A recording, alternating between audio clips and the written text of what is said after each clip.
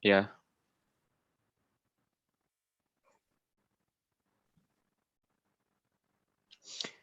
Assalamualaikum warahmatullahi wabarakatuh. Di sini kami akan mempresentasikan hasil dari kerja kelompok kami mengenai tugas dari mata kuliah proyek perangkat lunak.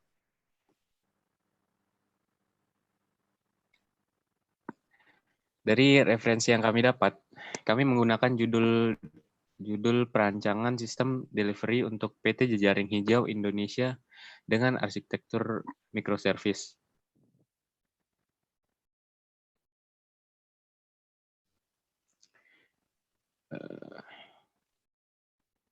Selanjutnya di sini ada anggota kelompok kami yang beranggotakan Alfi Aryananda dengan NIM F1D019004 dan saya sendiri Muhammad Safei dengan NIM F1D019074.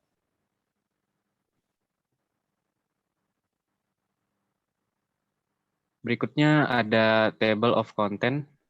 Yang pertama itu ada latar belakang, yang kedua ada pengertian, yang ketiga ada manfaat, yang keempat ada penerapan, yang kelima ada kesimpulan, dan yang terakhir ada referensi.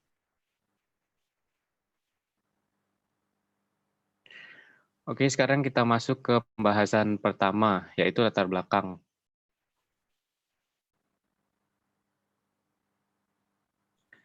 Arsitektur microservice adalah metode khas mengembangkan sistem perangkat lunak yang digunakan berkat skalabilitas.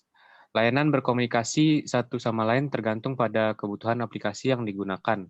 Dalam hal ini, kami merangkum contoh dari penggunaan arsitektur microservice tentang perancangan sistem delivery untuk PT Jejaring Hijau Indonesia dengan arsitektur microservice.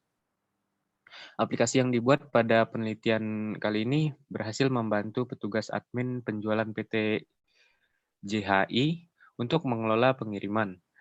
Pada sistem, petugas admin dapat mengetahui petugas kurir yang siap untuk melaksanakan tugas pengiriman dan melakukan pemantauan proses pengiriman secara tepat dengan informasi posisi petugas di peta.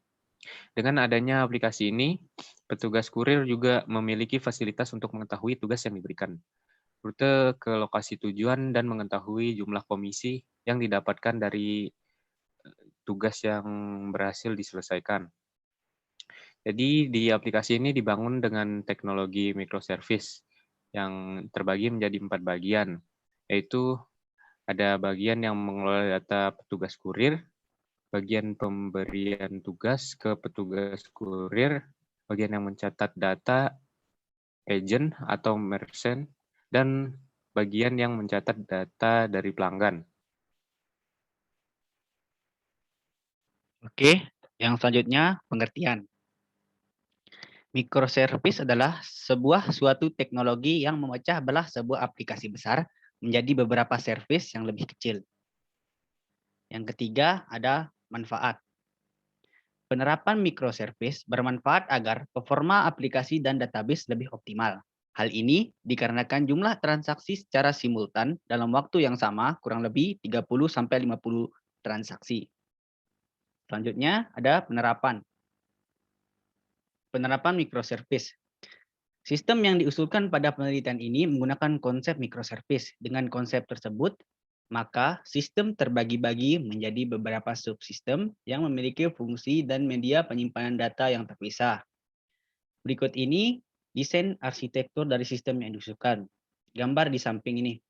Gambar di samping ini menunjukkan sistem usulan terdiri dari 4 subsistem, yaitu merchant service, courier service, task service, dan customer service. Masing-masing subsistem memiliki database yang berbeda namun saling terintegrasi. Yang kedua, diagram use case menggambarkan hubungan interaksi pengguna atau aktor terhadap sistem. Berikut ini desain use case diagram sistem usulan dalam perancangan sistem delivery untuk PT Jejaring Hijau Indonesia dengan arsitektur microservice. Jadi bisa dilihat ini gambar use case-nya.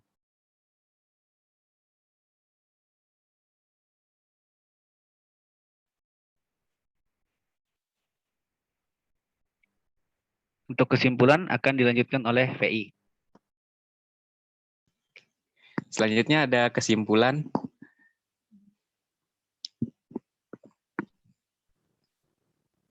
Jadi berdasarkan tentang penjelasan barusan, maka dapat kita simpulkan yang pertama itu ada arsitektur microservice bersifat terdistribusi, sehingga perubahan pada program yang dilakukan oleh satu tim developer tidak mengganggu keseluruhan aplikasi. Manfaat utama dalam mempergunakan microservice adalah agar tim developer mampu mengembangkan aplikasi secara cepat dengan membuat komponen-komponen dari aplikasi berjalan secara independen sehingga dapat memenuhi kebutuhan bisnis yang terus-menerus berubah.